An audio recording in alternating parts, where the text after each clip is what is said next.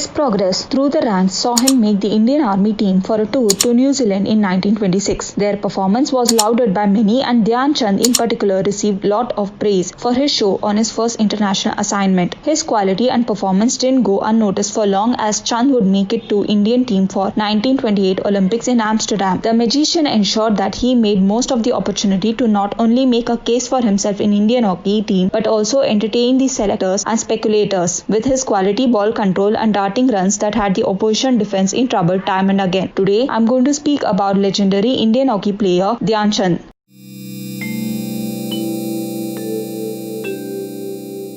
Dhyan Singh was born in Allahabad in 29 August 1905 in a Rajput family. He was the elder brother of another hockey player, Roop Singh, and the son of Sharada and Sameshwar Singh. Dhyan Chand's father was enlisted in the British Indian Army and he played hockey for the army. Dhyan Chand had two brothers, Moon Singh and Roop Singh. Because of his father's numerous army transfers, the family had to move to different cities and as such, Dhyan Singh had to terminate his education after only 6 years of schooling. The family finally settled in Jhansi, Uttar Pradesh. He married Janaki Devi in 1936 and had 7 sons with her. Dhyan Singh graduated from Victoria College, Gwalior in 1932. Being in the military, his father got small piece of land for his house. Young Dhyan Singh had no serious inclination towards sports though he loved wrestling. He stated that he did not remember whether he played any hockey worth mentioning before he joined the army, though he said that he occasionally indulged in casual games in Jhansi with his friends. The Hindi word Chand literally means moon. Since Dhyan Singh used to practice a lot during the night after the duty hours, he used to wait for the moon to come out so the visibility in the field. During his era, there were no flood rights improved. Hence, he came to be called Dhyan Chand by his fellow players as his practice sessions at night invariably coincided with the coming out of the moon.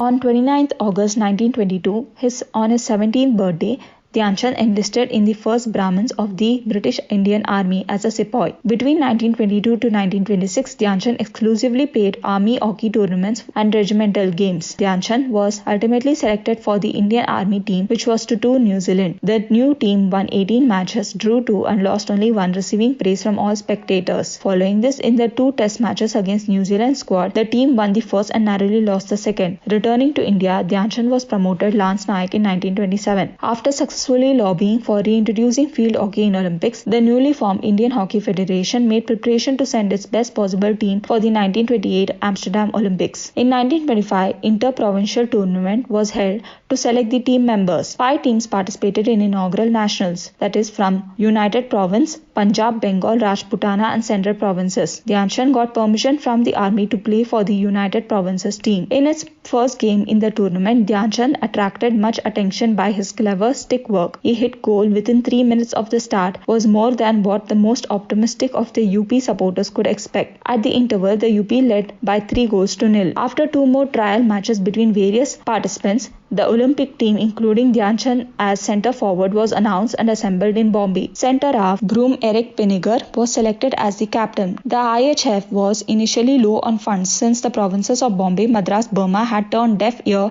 to financial appeal, but they managed to scrap enough money. With a quiet send-off, the team left for England on 10th March to play 11 matches against local sides as well as in London Folkestone Festival in 1927. Winning it was also said the Great Britain did not send a team in 1928 to Amsterdam Olympics after their national team was defeated by Indian team at Folkestone Festival. Finally, on 24th April, the team arrived in Amsterdam to embark on the tour of Low Countries. In all the pre-Olympic matches against local Dutch, German, Belgian teams, the Indian team won by larger margins. In 1928 Amsterdam Summer Olympics, the Indian team was put in Division Table A with Austria, Belgium, Denmark and Switzerland. On 17 May, the Indian national hockey team made its Olympic debut against Austria, winning 6-0 with Dhyan Chand scoring 3 goals. The next day, India defeated Belgium with 9-0, Dhyan Chand only scoring 1 goal. On 20th May, Denmark lost to India 5-0 with Dhyan Chand netting 3 goals. 2 days later, he scored 4 goals when India defeated Switzerland for 6-0. The final match took place on 26 May with India facing the home team of Netherlands. The team's star players including Firoz Khan, Ali Shaukat and Kher Singh were on the sick list and Dhyan Chand himself was ill. However, even with a skeleton side, India managed to defeat the host hosts 3-0 with Singh scoring 2, and the Indian team won its first country's Olympics gold medal. Chand was on top scorer of the tournament with 14 goals in 5 matches. A newspaper report about India's triumph said this is not a game of hockey but magic. Dhyan Chand is in fact a magician of hockey. On returning to India, the team received by thousands of people at Bombay Harbour compared to the 3 people who had seen them off.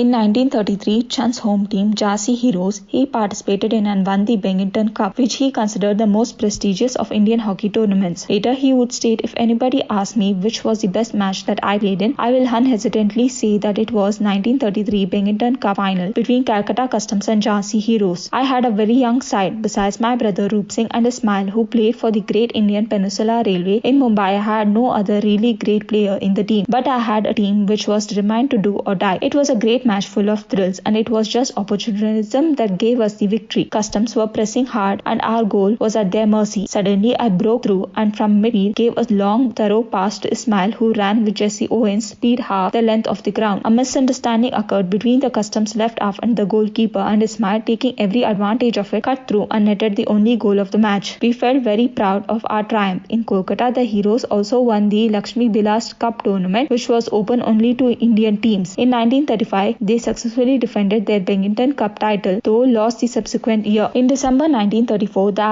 IHF decided to send a team to New Zealand in the new year. Chand and his brother were immediately selected. When the Nawab of Manavadar declined to play, Chand was appointed captain. In the subsequent tour, the team played a total of 48 matches on this tour, with 28 in New Zealand and remainder in India, Ceylon and Australia. India won every match, scoring 584 goals, conceding only 40. Of these 48 matches, Chand played 23 and scored a total of 201 goals. Upon returning to India, Chand resumed his duties in barracks. In December 1935, the IHF decided to stage the inter-provincial tournament to select the Olympic team. Chand was again denied permission to leave his platoon, though once again he was selected without formalities. The final team assembled in Delhi on 16 June and played against Delhi Hockey 11. Incredibly, they lost 4-1. After this inauspicious start, the team went on a successful tour of the subcontinent, finally departing for Marseille on 27 June. They arrived on 10 July after the uncomfortable journey in third-class compartments and reached Berlin on 13 July. On 5th August, India won its first match against Hungary 4-0. India won the rest of the group matches against USA, Japan. On 10th August, Ali Dara arrived. Their fourth match was semi-final against France, whom they defeated 10-0 with Dhyan Chand scoring 4 goals. Meanwhile, Germany had beaten Denmark, Afghanistan in the playoffs and had defeated Netherlands. Thus, India and Germany were to clash in the 1936 Berlin Olympic field hockey final on 19th August. On the morning of the final, the entire team was nervous since they had been defeated the last time they had faced Germany. In the locker room, Pankaj Gupta produced the Congress tricolour. Reverently, the team saluted it, prayed and marched onto the field. The German team was successful in restricting the Indian side to a single goal until the first interval. After the interval, the Indian team launched on an all-out attack, easily defeating Germany 8-1. Incidentally, the only goal scored against India in the Olympic tournament. Newspaper reports for such match stated that Dhyan Chand scored 4 goals, while he claimed he scored 3 in his autobiography Goal. There are many enormous media reports over the years claiming that Dhyan Chand scored 6 goals in India's 8-1 victory over Germany in 1936 Olympic final. In his autobiography Goal, Chand wrote, "When Germany was 4 goals down, a ball hit Allen's pad and rebounded. Germans took full advantage of this and made a rush, netting the ball before we could stop it. That was the only goal Germany would score in the match against R8. Incidentally, the only goal scored against India in the entire Olympic tournament. India's goal-getters were Roop Singh, Tapsell and Jaffer with 1 each, Dara 2 and myself 3. The International Hockey Federation records also attribute only 3 of the 8 goals to Dhyan Chand in the final. The final was included in the Leni Riefenstahl film on the 1936 Olympics Olympia. Overall, in 3 Olympic tournaments, Chand had scored 33 goals in 12 matches. It is reported that the German leader Adolf Hitler was so impressed with Chand's skill that he offered him German citizenship and a position of colonel in German army, but Dhyan Chand refused.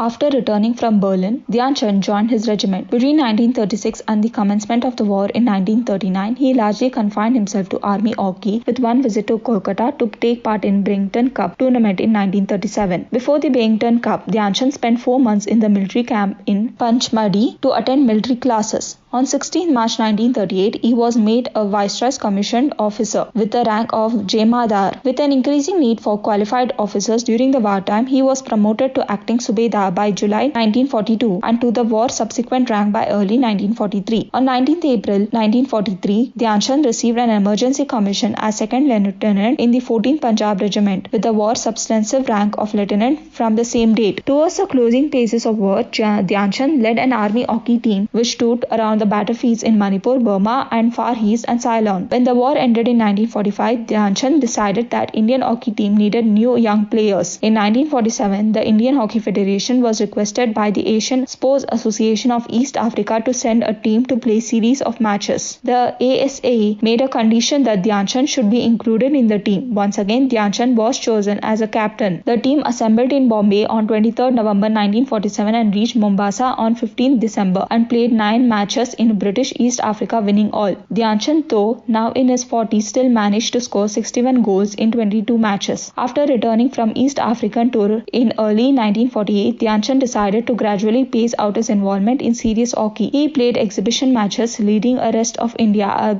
side against state teams and the 1948 Olympic team, which defeated Dhyan Chand's side 2-1. Even though an aging Dhyan Chand scored his side's lone goal, Dhyan Chand's last match was leading the rest of India team against the Bengal side. The match ended in a draw, after which the Bengal Hockey Association organized a public function to honor Dhyan Chand's services to Indian hockey.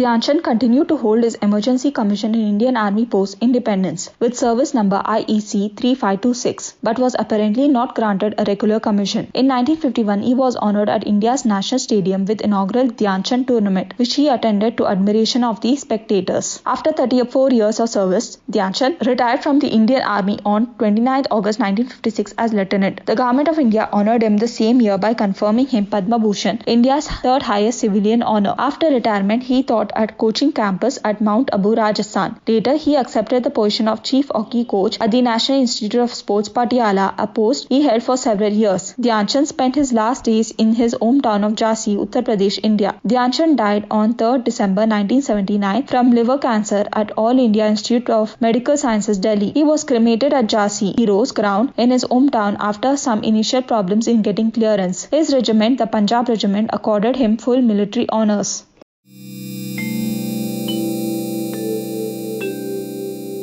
Dhyan Chand remains a legendary figure in Indian and world hockey. His skills have been glorified in various stories and anecdotes. A number of such these revolve around the fact that Dhyan Chand had an extraordinary control over dribbling the ball. Dhyan Chand's birthday, 29th August, is celebrated as National Sports Day in India. The President gives away sport-related awards such as Rajiv Gandhi Khel Ratna, Arjun Award and Dronacharya Award on this day at Rashtrapati Bhavan, India. The 20th National Award 2012, the Gem of India, awarded by Union Minister of India, was given to Dhyan Chand. The award was received by Dhyan Chand's son Ashok Dhyan Chand on behalf of his deceased father. India's highest award for lifetime achievement in sports is Dhyan Chand Award, which has been awarded annually from 2002 to sporting figures who not only contribute through their performance but also contribute to the sport after their retirement. The National Stadium, Delhi, was renamed Dhyan Chand National Stadium in 2002 in his honor. A hostel at Aligarh Muslim University, of which he was an alumni, had been named after him. He scored over 400 goals in his career from 1926 to 1948. An AstroTurf hockey pitch at the Indian Gymkhana Club in London has been named after Indian hockey legend Dhyan Chand. Government of India had issued commemorative postage stamp and a first day cover in honor of Dhyan Chand. He remains the only Indian hockey player to have a stamp in his honor. Dhyan Chand was among the nominees considered for India's highest civilian honor, Bharat Ratna, for 2014. There was support for it as well. A statue of the hockey legend with 4 hands and 4 sticks was erected in Vienna, depicting his master control over the ball.